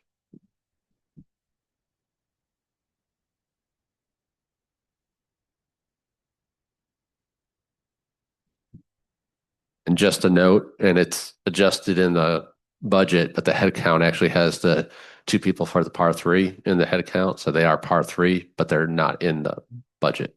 They're backed out with the par 3 budget. So how will we show that going forward? I know. So talking to Brian, he feels like he will use, what have I put, 15? Because he's got 13. He wants 2 more people. The equivalent will be 2 full-time people working at the par 3, but they won't be working full-time at the par 3. So it might be like 4 of his guys working 2 or 3 hours. And so what we 2 did, FTEs. yes. So how we have done the budget is I have put those 2 people heads into his head count for O&M. But then I have calculated 40 hours at $15 a person for 40 hours a week for every paycheck. And then I have taken his budgeted O&M salary and reduced it by that dollar amount. And then when we build the par 3 budget, I will put that related dollars into the par 3. So basically par 3 is going to pay the O&M. So then we'll have like a separate schedule that will show par 3. We have a par 3 budget. It's not vetted yet. Brian's still working on it. Yeah. We'll bring that to the next one. Okay. And then so the par 3 green fees were on the fee schedule. So where will that be reported? Is it? Give them on the schedule, on the fee schedule. Yes, I do. Yes, I do. Sorry. That's But all right. that revenue will not show up on the O&M. It will show up on the par 3 P&L. On the par 3 P&L. Par 3 P&L because that's their money. But the employees, like the head count and the employees, how we keep track of some of it, they're not par 3 employees. They're our employees. So we keep track of the head count and the costs we back out of it. Right. So you'll see some numbers like that. Is just keep in mind that, 2 of them are on the par 3, but those costs aren't hitting the budget. But I don't know if I agree with that statement about that being. That revenue you still got to get on the main P&L. You got to move it from the par 3 P&L to the regular P&L, right? Whenever we voted this in and the way it was explained to me is that they wanted that par 3, the green fees that is related to par 3, they get the money, not O&M, not the POA. Currently right now, that's why I put the green fees in that Excel sheet. You can see what we get and what the commissions are that gets divided out. What you get on your income statement is just what the POA gets. It's not the total amount. That's why that spreadsheet's put in there so you can see what is coming in total through the fees. It doesn't show up on the budget. But it doesn't show up on the budget or the income statement. So therefore, when you're looking at the budget, you you assume that that's all we're receiving, but we're actually receiving more. And so then those expenses don't go to the appropriate budget, right? So it doesn't go to the golf budget or the golf professional. Otherwise, we'd have to have line items that are deducting it from that account. So it's not there. We deduct it before it goes into the income statement. You can do it Revenue and either. expense, revenue and expense. I mean, that's really what it is. And the green fees that you gave us here are only for the 18-hole course. Correct. That's correct. Right now. Mhm. And so we don't have anything right now that we know what we're going to do for the par three. But I agree with Dylan. I don't know that I don't remember. And so I haven't checked minutes, but I don't remember going back and saying that money was all to the par three per se. It is what Lauren gets her commission, and the remainder of the green fees goes to par three maintenance. I don't remember it that way, but okay. Yeah. No, we only give it from the 18-hole course. That was part of the vote too, was that he doesn't get any on the par three because they want. I don't remember that. They plan the 80% to go to the Yep. par three maintenance. I have to go back and look at that because that isn't how I remember that. Okay. Okay. So, but yeah, but I can't say that my memory is always correct. So, yeah, we'll have to go back and look at that. And how are we going to charge the par three green fees? Because the last meeting, I heard that somebody didn't want to charge the fees for the par three. So We should be charging the fees, and she's got the tee sheet, everything set up. Jill's trying to find some logistics where a person's short a golf marshal, so sometimes we don't have a starter there, but they're supposed to be on the tee sheet, go check in at the lodge and pay everything. We have already had some. If we're getting all of them, just like anywhere else, I can't verify that. Like, we're trying to work out the whole process, but she has everything set up. People are paying the guest fees and getting their tee times. because that was the conversation I heard at one point in time that we weren't going to do anything on it. So that's the reason I'm asking.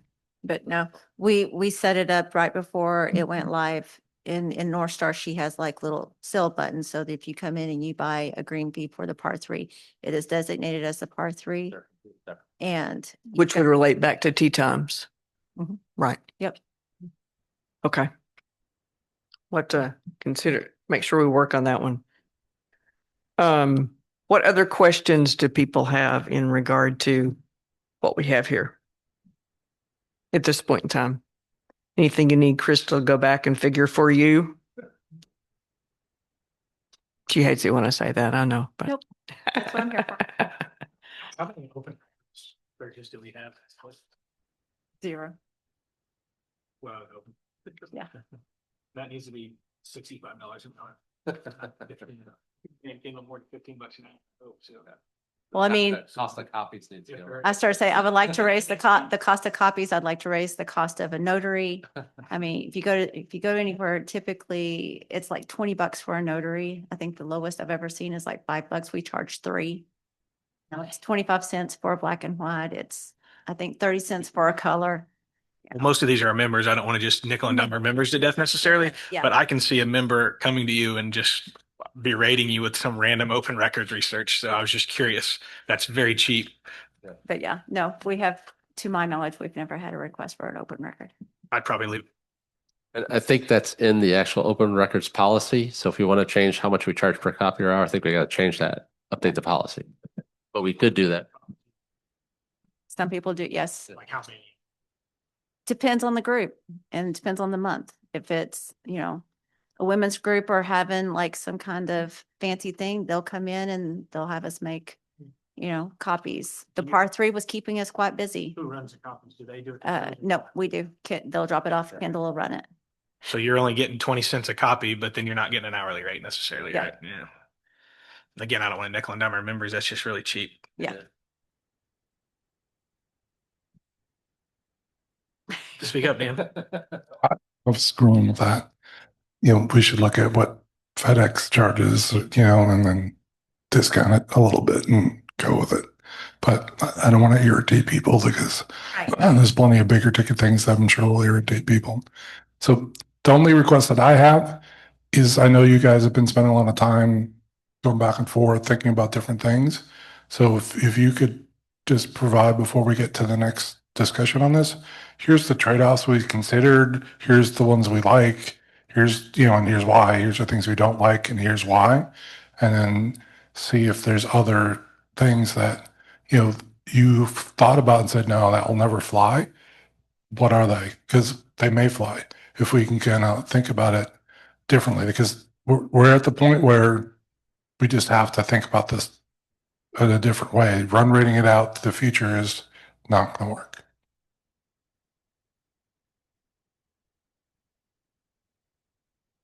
On all the spreadsheets that you did, the last one that says sheet total has initiation fee on it.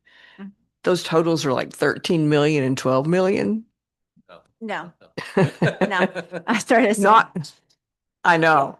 That's what it looks like to me, but anyway, just making sure. Yeah, those are formulas just for my use whenever I'm, looking at bottom lines and group expenses and things like that.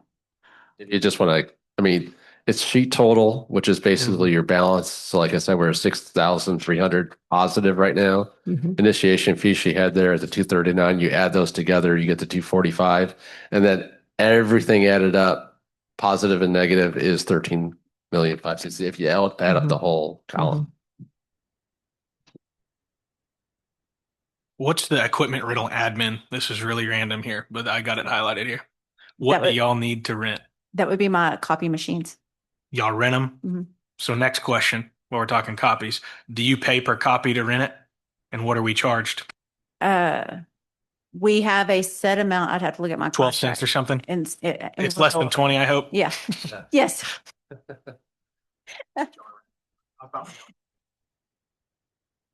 Again, that's small potatoes, but But yeah, we rent them underneath a 5-year contract and then we get a new machine. that's what I do it for Yeah. technical rent, and we even do it maintenance. Much better with copy. Yes. Cheaper than Scott's rent, I'm sure, on equipment, so. So as to what we have right now, the increase in the total budget from last year's 255,000 in 380, I think is what it says, right? This may be a Ronnie question on Lodge. I don't know if you dig this deep into R&M, but we got like 30 grand budgeted for equipment repair and maintenance Lodge, and then like replace small equipment Lodge 12 grand. Detail, I don't know how details are. Try to highlight it on questions. That's just Jeremy's estimate, so we don't know. That's based on what we've done the last 3 years. Ovens, are we having that much hell with big appliances? No. Just something breaks and we have to fix it. So it could change radically. That's just an estimate. Small equipment, I assume mixers and big trucks. Right. That's something, again, we're going off of a run rate and trends. That's something if we want to say we anticipate, or you want to say, well, we fixed a lot of stuff. Hopefully it won't break or have to get fixed this year and lower the number. That's always, we've done that for certain items before just because, tree trimming, like what do we estimate for tree trimming? We could spend probably 3 times as much, cutting trees down if we want to, but we kind of go, this is about how much we do every year. This is our budget. And that's what we work off of. Because like your AC units and stuff, you've got Lodge building maintenance, and that would be, you're gonna have a $15,000 expense coming up pretty quick. So that wouldn't be in that 30. That just seemed like a big number to me. 30 plus 12, really. Is any of that offset with some of the donations that we receive for different things? Because sometimes like KWC gives us money for different things. Could be. Could be. Yeah. Those are my highlights. Sorry. And I know Rich and I talked about this, and we do run rate a lot of stuff. So if we really wanted to see Crystal's blood pressure go up, we could do a true blank piece of paper budget and just really just throw away everything, start from the bottom up and reset. So, that would get to things like, you're talking about like, what do we really, based on what we know, what do we really believe? Some of the stuff you can't do that, but some of the stuff you could. So, is it, I don't know, at some point, if we got some extra help, would that be worth it? Maybe, but at least try to understand where, I mean, if we are spending money in places that aren't 100% value added, run rating it just propagates that. So it makes you, forces you to make those decisions like, is this really where we want to spend money? I mean, I know, Ronnie, you've run a business, or, different people run the businesses differently. So at some point, that's something I probably would want to think through. But I agree, it's not something we could do without a little bit more, yeah, I mean, assistance to figure out exactly how we get that done, because it would take not just Crystal Plus, but it's be Rich and all the other direct reports going through all those things with Or us. you can pick some items out. I mean, you'd have 100 pieces of equipment, figuring out, try what, lifespan and what the, repair rate's going to be on that stuff. But certain things like entertainment, this year we decided to spend more on entertainment to get people in. What are you going to do next year? You can do things that you're planning on spending. Repairs and things are a little bit tough to gauge, but certain expenses you can kind of figure out, well, we're not going to do this year, so we can cut down on the cost, or we're going to do something else and increase the cost. So we do that on some, but it's on a smaller percentage of all the items we do run rate on. Understood. I appreciate that.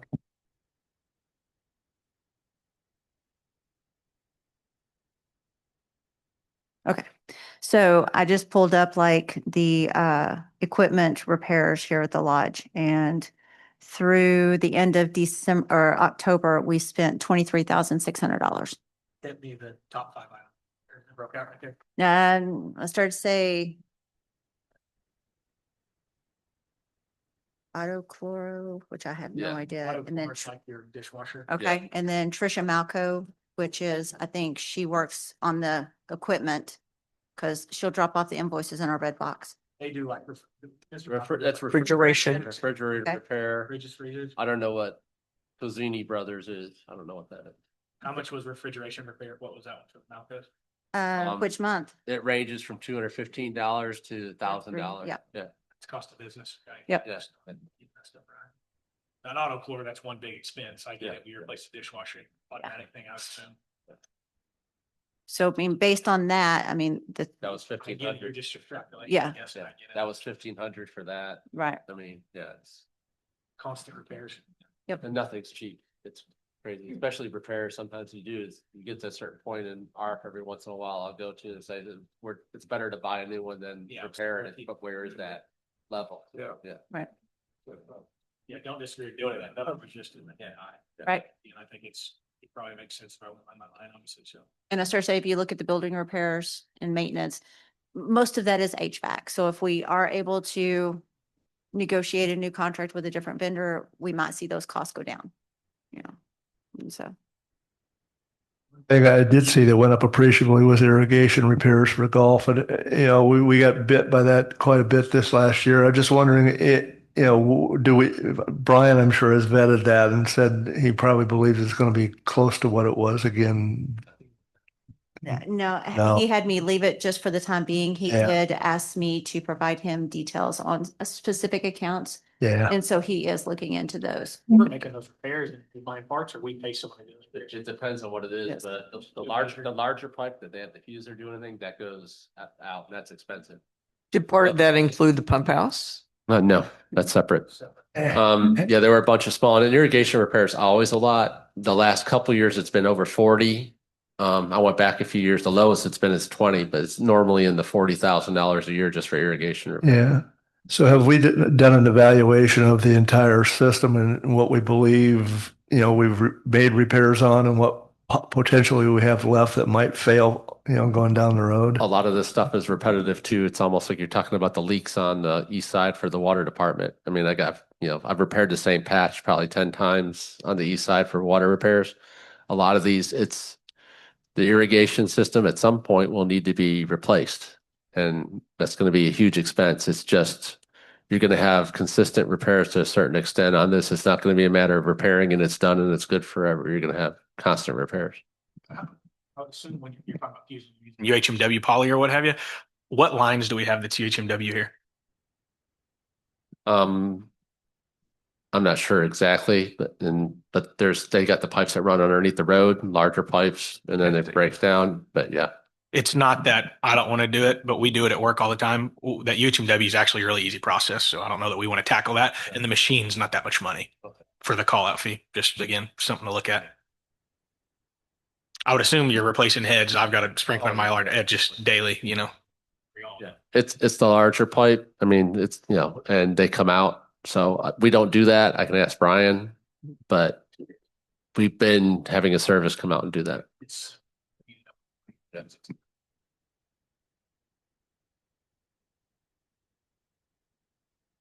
Any other questions? I don't have a question, but I have a comment that this is the most detailed of budget discussion in my experience at Kiowa. So I love it. I know not everyone does, but thank you from my perspective for digging so deep into this. I'm sure there's a couple people on that side of the table that might not appreciate it as much as I did, but this was great. Thank you. No, I mean, ask the questions. If I can dig up the information and if our numbers are too high, I mean, I am not opposed to changing. And if they're too low, provide me information to, to back up those numbers. And that's what most of the department heads are doing. And so. I think the challenge, we just did a mission and vision thing, right? And so the challenge will be if we're going to continue to maintain our amenities, what is that price going to continue to be? And so is that going to be a 10% increase every year or 20% increase? I think you're going to have to get down to that number as to what's on here that we need to maintain, because then that feeds your, do you raise your dues? Do you not? Do you look at something else? So, and what we offer, I think is also the key. Yes, definitely. Ways and means, it seems like I saw it was on your agenda someplace to look at wages for seniors or retired people, or what the budget impact would be or something like that. I know that was a comment that came through our stuff. I don't know if it's on the agenda or not at some point in time. Do you want to answer that one? I'm going to try it. So my understanding of that discussion was there would need to be lots of changes to Kiowa documents to do that. And would that be feasible to do? So there was not, to my knowledge, and Leslie, correct me, lots of math done to try to understand what the impact was. So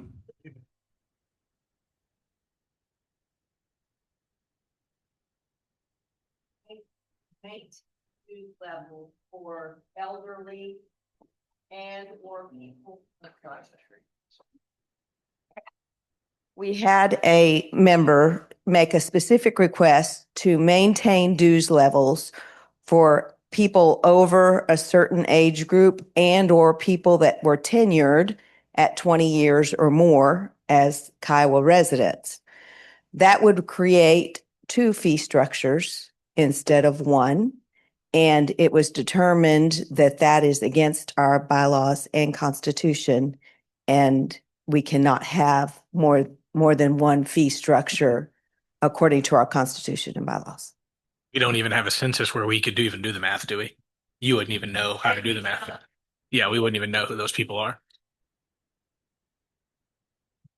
I agree with the set piece, but I'm just saying, if someone said, will you do the math?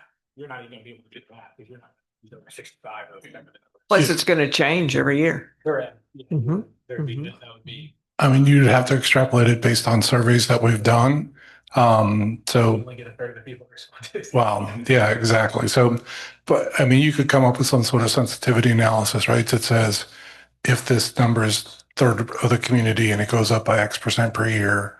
So you could come up with something, but yeah, it wouldn't be exact. But again, I think to Leslie's point, if the board and the majority of members say this is something that would be willing to change our covenants for, change our bylaws for, and whatever else we need to do, then that would, that would make sense. But I I think don't get the feeling that that's the course we want to go through to start to do some sort of analysis around this. I think that is part of the answer if somebody comes back and says that so that everybody knows that in this room.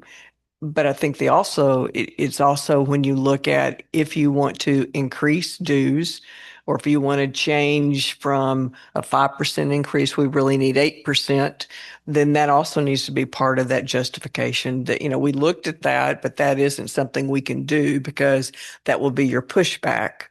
Um, you know, so anyway, I just wanted to see if it was because it was raised up several times to me. So, okay, thank you. All right. Any other questions? Budget review? None? All right. Moving on to additional business. The only thing I have there it isn't something that we could vote on now, but I did have a request by the uh, Women's Club to give us 33 history books in exchange for forgiving the $656 they still owe the POA.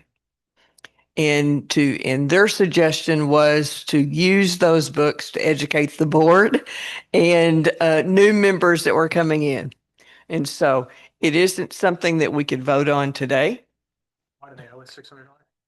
Because they paid us back $3,600 or something like that because the board approved funding 4,000 something, 42 I think, and so they would like us to forgive that in exchange for 33 books. That's what they figured. Actually, that gives us $4 more, I think is what they figured or something like that. It is paying retail. Yes, they did give it. So just to let you know that that is an ask from them. It's not on our agenda per se, but I just want to let you know. Yes, sir. Different topic. We did have our meeting today with Sam Timothy to close out the 2024 audit.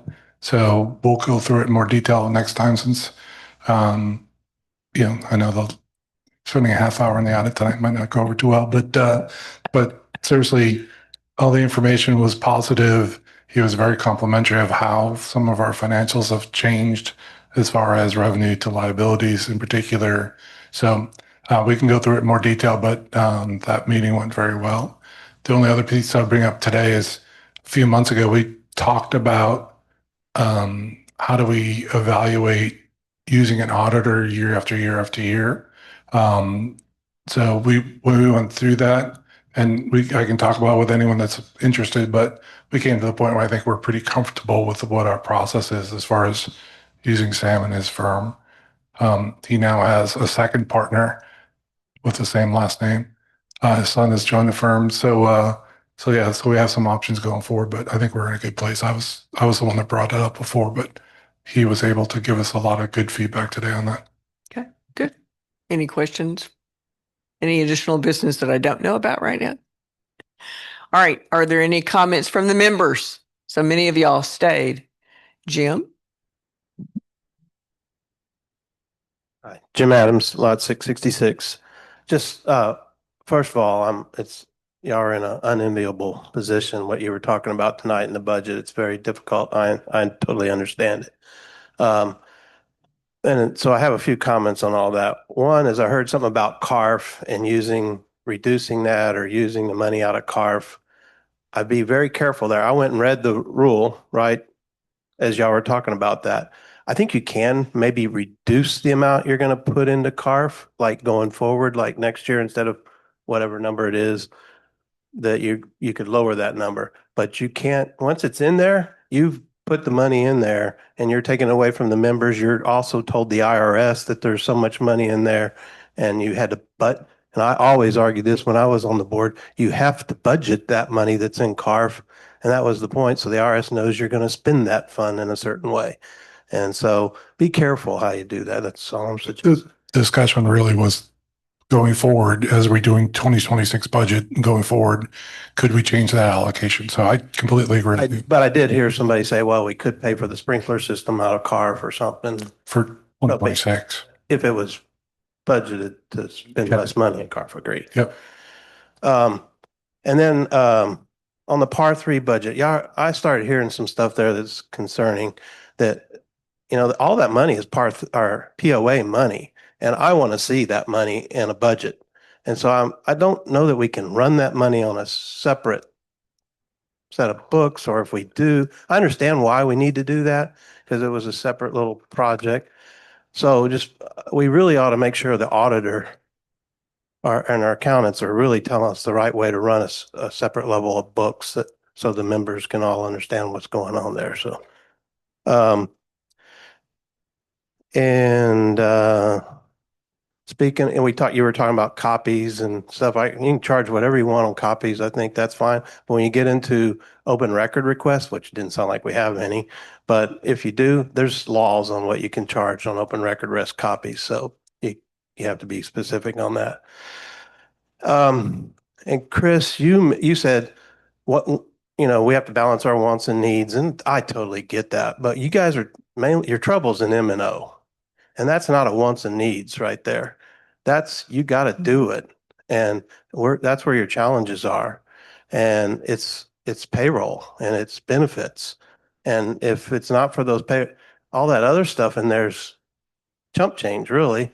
I mean, that's how it is in every business's budget. It's payroll and benefits. So what I'm trying to say is you gotta just, and we gotta, it's hard. I don't know to have the answer, but I do think that if it's not this board, there's going to be a board in the near future that's going to have to go to the membership and say, we need more than 5%, or we can't pay our staff, or we can't fix the sprinklers or fix the roads. And we're going to have to spell that out and take it to them. And it's just going to be a board that's brave enough to go do it. And I mean, if y'all can survive it when we're here, great, but it's coming. We're going to have to do that as a membership around here, which then leads to the over 65 topic that I heard, which sounds great. But guess what? Most of us are in this room. And guess what? A lot of this community, I think it's probably about 50% or over 65.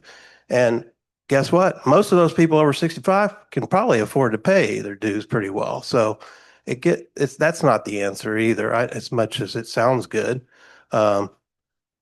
So we just got to figure out how all the memberships need to figure out what they really want for what they're paying and move forward. And that may be taking it to the membership at some point.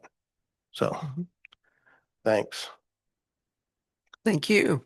Oh, one more. Since you knew were it. debating, I'm gonna get in trouble, and there's not too many women here, and it's not too many people. But your guys are debating expenses, and then you have a women's club who is not paying back a small debt, and they're going to say, we're going to give you the books, and we got to incur the expenses. I don't think that they can take up a donation and pay $1 a piece in one meet. Our MGA can come up with money on things all the time. I think the women's club can figure out how to pay for their books. You know what? I said I would bring it to the board and I would mention it to you, so don't shoot the messenger on that one. So anyway, just because I'm a member of the KWC, right? Yeah, exactly. Exactly. That's right. Jim Adams. No, yeah, you should be scared. All right. Anything else to come before us? Any other comments from the members?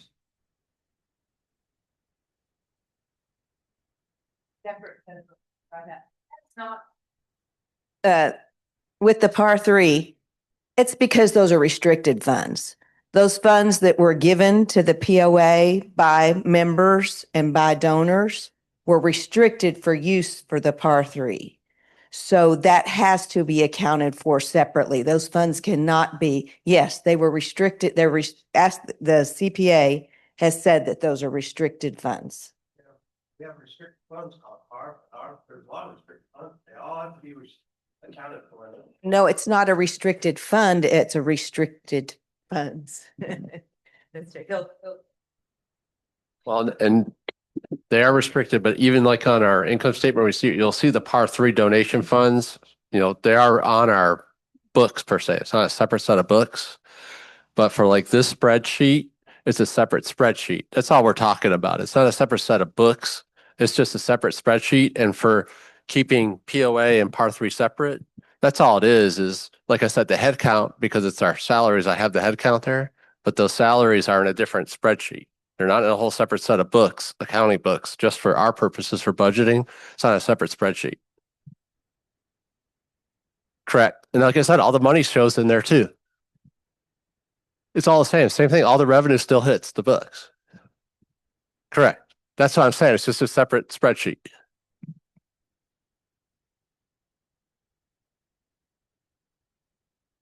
Any other comments from the members? Anything else to come before us?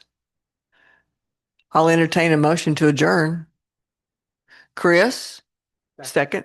Dylan, seconds. Any other discussion? All those in favor of joining the special meeting, raise your hand. You've approved that. We now are adjourned, 8:01.